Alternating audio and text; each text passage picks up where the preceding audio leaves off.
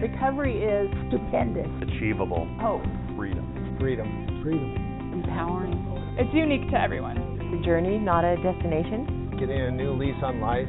It's finding restoration after you fall down. Recovery is having the freedom to enjoy life. For me, it was finding a way to really love myself. My recovery is possible in part because of my own sense of purpose. Hello, welcome to Montana's Peer Network Recovery Talks podcast. And some of you are seeing us on Facebook Live. Others will be listening to us in a podcast form. I am Jim Haney, Executive Director. I am Amanda Walton, Peer Services Coordinator with MPN. Thanks so much for tuning in today to another episode. We're going to be talking today, Amanda and I are going to be visiting about the use of technology in recovery. It's just important to understand that we have a wealth of knowledge at our fingertips that hasn't always been there in the past. Absolutely. Yeah. I mean, I think I like this topic personally. And I think part of the reason that I like it is because when I started in recovery 25 years ago, I didn't have a cell phone. I mean, cell phones they were just sort of coming around.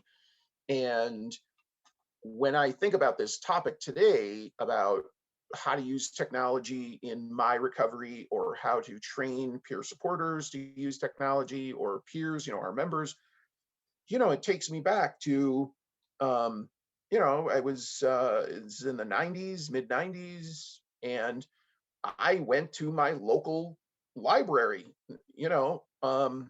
and checked out books and spent hours sitting in the library reading books and looking stuff up and cross-referencing and using the card catalog and like all of these things, right?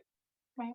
And there was a wealth of knowledge. I can remember doing interlibrary loans where you check out a book from another library and you got to wait, a week or whatever, and they got to ship it over or whatever. Right. You check it out, and then you had the book for whatever 2 weeks or something, but that was how I educated myself on my diagnosis, medication. I can remember reading autobiographies about famous people who were in recovery or who had experienced mental health diagnosis. Like you take Abraham Lincoln, suffered from depression. Mm-hmm. They called it melancholia. But I mean, I read the book, I didn't have this phone to look stuff up at home and, and all that. So I think about that today and how cool it is that people have this wonderful tool in their purse or their pocket. Right. It's transformational. Personally, in the first stages of my recovery, it's very similar to the methods that you used. And I actually still rely a lot on books that I can read to facilitate my inner awareness and self-regulation and just doing a lot of internal self-work. I prefer the hard copy because part of my issue is the phone. If I look at it for too long, it's a struggle. But the cool thing is that there is so many different things available through our cell phones, right? Right. We have recovery blogs, we have access to stories and documentaries, podcasts, recovery communities and social media, apps, tons of apps. We just have to look for them and we can have it right then in the moment without having to wait for an appointment or for somebody to call us back. Exactly.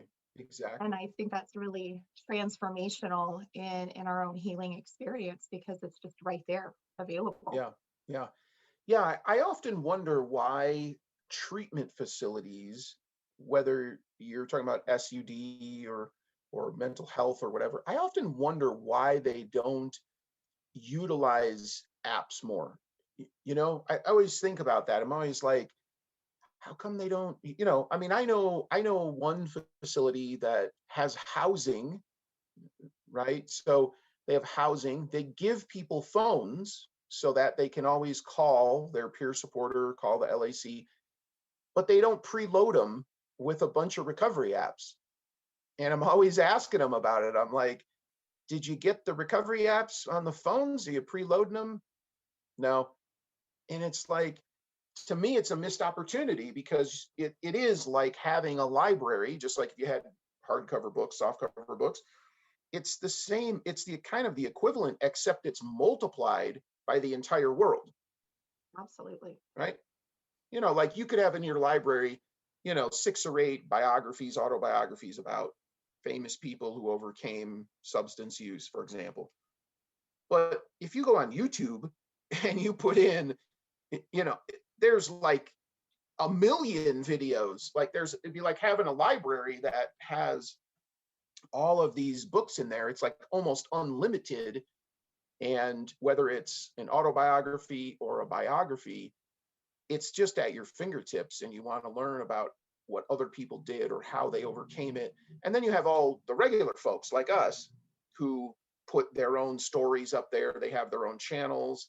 And I think it's just fascinating. Right. I really do. I think that having that literally walking around with you is like this recovery resource. And I think we need more people aware of it and using it and sharing it and talking like, if you're a peer supporter, you should be talking to every client about putting some recovery apps on their phone.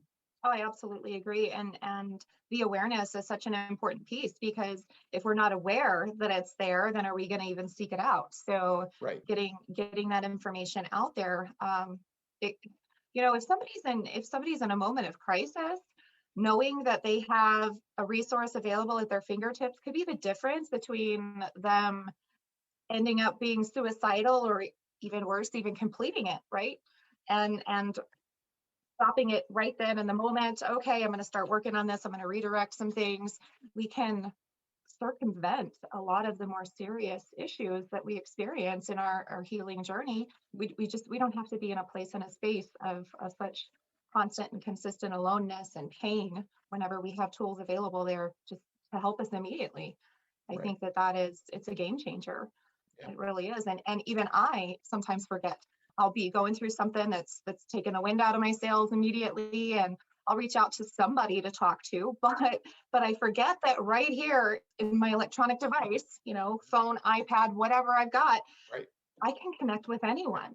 There's no longer a reason for me to feel alone and secluded, because the reality is I'm never alone. And there's a huge, a vast community of people that experience the same things and need the same supports and are there to help each other. Yeah, for sure. Yeah, and I think you have some picked out. You have some specific apps that you wanted to talk about, right?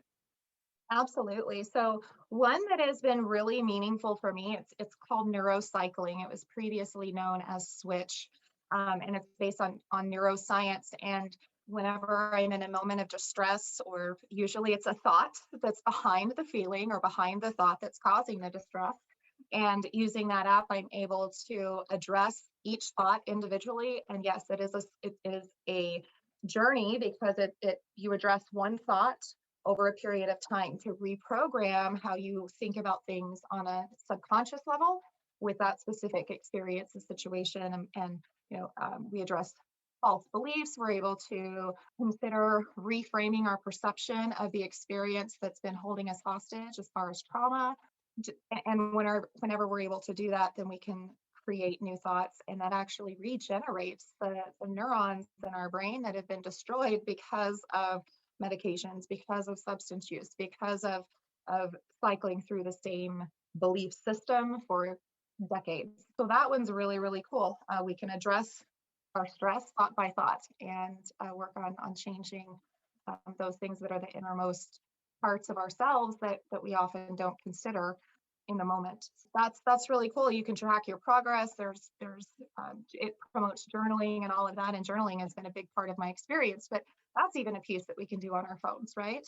Yep. There's another app called What's Up, a mental health app, and I recently installed that one and started using it. And what I really like about that one, and similar to another one called PTSD Coach, there are specific sections that help you manage symptoms, track your progress. Specifically on the What's Up app, it has sections for help right now, coping strategies, educational information on anxiety, depression, a variety of mental health concerns and conditions. And then one that I really, really like is this one built into this app. It has a section for digital diary. So we can record our progress, we can record our thoughts, our positive and negative beliefs and habits, and it's right there and we can track it. So that means if I've used this app for a year, I can go back and I can recall, and it's really empowering when we're able to see our progress in that way. Right. Because a lot of times when we're in a journey, we don't recognize the differences that we've experienced where other people might. And it's when we look back at a specific time frame, it can be really powerful and motivating to see just how we have changed and for the better for ourselves in a period of time, often shorter than what we realized. Right. So I really like that one. I had a bit of information, and the WhatsApp app actually provides this information whenever you first load it. I wrote it down because it was impactful. And these are statistics from the World Health Organization on mental health, and it's estimated that between 500 million people across the globe suffer from depression alone every year. Depression alone. And again, these are ones that are tracked and reported. So think about the ones that don't seek help, the ones that feel like they're alone. Many more suffer from other mental health illnesses and issues. In any given year, as many as 1 in 5 people will experience some form of mental illness. In some countries, the US included, as many as 1 in 4 young people. So our tomorrow's youth, our tomorrow's leaders, our youth today are currently experiencing mental health issues, mental health conditions. Many of them are not seeking help. Wherever we are, we can access help and dealing with our own thoughts and beliefs, which are the foundation to a lot of the mental health illnesses that we have. And then that lead, of course, to other choices, other behaviors that are not necessarily best for us, right? Sure. Yeah. So those are the few that I really have a lot of experience with. Another one I've used for a couple of years is called the Aura app, and that one is a mindfulness app for guided meditation. It's really helpful if you're stressed or really you're intense or in crisis in the moment, and it just helps redirect and calm through meditation. So close your eyes, imagery, guided practices that help you redirect and ground and recenter yourself so that you can work through and not be stuck in crisis mode through whatever you're experiencing. So nice. I really like that one too. But as far as the tools that are profoundly helpful, the neurocycling has been amazing for me, and I really enjoy the WhatsApp mental health app. I know my intention is to continue using both of them. So nice. Yeah. And spread the word on them, obviously, to people that I am in contact with that could use them as well. That's great.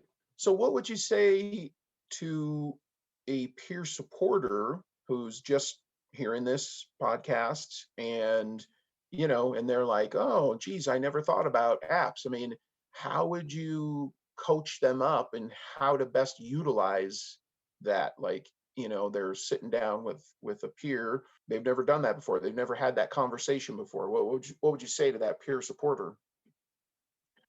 Well, one of the most important things that we can do as a peer is know the resources that are available to us so that we can model using them and referring ourselves to them whenever we're in distress. And, we have, many of us have work phones or even cell phones with us in the office. Mm-hmm. We can, or wherever it is that we're meeting with a peer, we can pick up our phone and show them, show them, because if they actually see it, we can be supportive through seeking out, searching through apps, through social media, finding, YouTube, other kinds of podcasts and blogs and such that are available. And that's, whatever they can identify with us on, this is something that we actually use. We are modeling it for them. Right. That's very influential and very impactful. And it to me, I would be more apt to seek out and use something that's, one, recommended by a peer that I trust, and two, they've shown me where it is and helped me install ones that I'm interested in, especially with apps, on my phone so that it's readily available. I can tap my screen and I can access it. I don't even really have to go searching for it whenever I'm in distress. Or I want to just maintain and make it a daily habit so I can consistently start improving in my life. And so I think it's profoundly impactful and influential for us in our own journey as care specialists and our own healing and recovery, but also to model that and demonstrate that and doing with as far as supporting them in finding apps and applications, modalities that are of interest to each one of the peers that we work with, that we support. Yeah. I think you're right on point there. I think we have to know how to use the app so we can demonstrate it, just like any other tool. If you were doing a RAP plan, WRAP, with somebody, it's important you've read the book, you've done the RAP plan, you have experience with it, right? Same thing with the apps. I think that's really important. And then to actually be able to show somebody right on your own phone or help them download it onto their phone. Some of them I know have sort of like setups when you first download it. Sometimes you have to enter some information in to kind of get it going, right? And so that's a great skill building opportunity to work with somebody. And we're only talking about apps. You mentioned YouTube, and how might somebody utilize YouTube in their recovery? So I watch a lot of podcasts on YouTube. There's a wealth of information there. It's just like sometimes you can it's attend a webinar, attend a meeting because it's posted on YouTube so that it can access as many people as, access the globe. There's not really any restriction. And so, if you don't have a specific app on your phone, you can find that. You can do a search in YouTube and find anything from music to meditation to there's if you're having trouble sleeping, even you can listen to it's called binaural beats. It's a type of music that helps you achieve and maintain REM sleep so that you wake up feeling more rested, which definitely impacts our mental health, right? And the neurocycling, that app, the author of that app has books, but also podcasts on YouTube weekly. So that's another way that we can connect. Often the apps that we may have on our phone have blogs, podcasts, websites that we can visit for even additional information, so that we can really take the opportunity and leverage the tools that are available to us to get the most fulfillment out of them. Right. And you can like and subscribe, right? Which is what you want to do when you find a YouTube channel that you really like. You can click on it, and then it'll come up automatically when you pull up your YouTube. It'll give you sort of that list. And then, of course, there's the little button where you can look at the ones you've subscribed to in the past. And you have, the more you have, obviously the list gets bigger and bigger, but you can easily sort through them. One of the things that I really like, TED Talks, I mean, they're all different now, like all these branch off, but there's a lot of them on mental health and recovery and substance use, trauma. There's some really good ones, and I find them, really inspiring. And that's the tool that I use through the use of technology. That's not an app, I don't do it through the app, but you can do the search, if you're looking for something in particular, or maybe I just need a little pep talk. And that's the other piece I like about them, is that they're short. So 15 minutes, 20 minutes, and packed with a lot of information, presented nicely.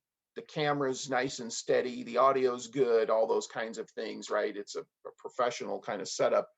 But there's a bunch of them that I've watched many times over.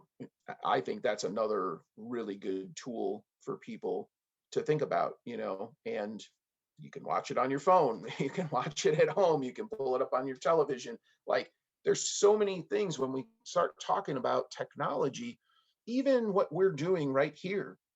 And you think about, right, you can go on Facebook and there's bipolar groups where people get together and they're getting to know each other, they're supporting each other, they're sharing, tips and resources with one another, but they're connecting, they're networking together, and you can meet people from all different parts of the world. Some of the people might even be closer to you than you realize who are using the same thing, right? And you can begin connecting with folks. And that's a huge piece of recovery. And you mentioned this, alone, feeling alone. And I think technology allows us to better connect. And I also feel like you could get yourself into trouble by going to sites that are not recovery oriented or not wellness oriented, and then being vulnerable, disclosing you have a mental health condition or, substance use, right, or trauma. What are your thoughts about that? So honestly, that kind of ties into a thought I had earlier. You had mentioned how some recovery facilities don't allow or don't have apps. A lot of times are in those facilities, older fashioned belief system is that in the first stages of recovery, it's about limiting your contact with the outside world. And so in those situations, you can have contact with people that are not healthy for you. You can maintain contact with people that for legal reasons you shouldn't be.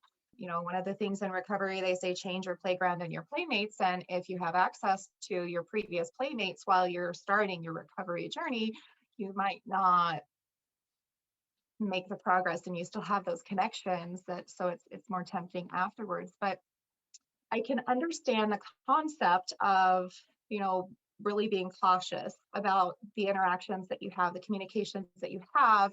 And, if we're using it specifically to access support apps and supports through the website or, through the internet, that's one thing. There are measures that can be established. You can put blocks for certain people. You can put blocks for certain content and websites. You can actually restrict everything and then put in the specific sites and apps that you will allow.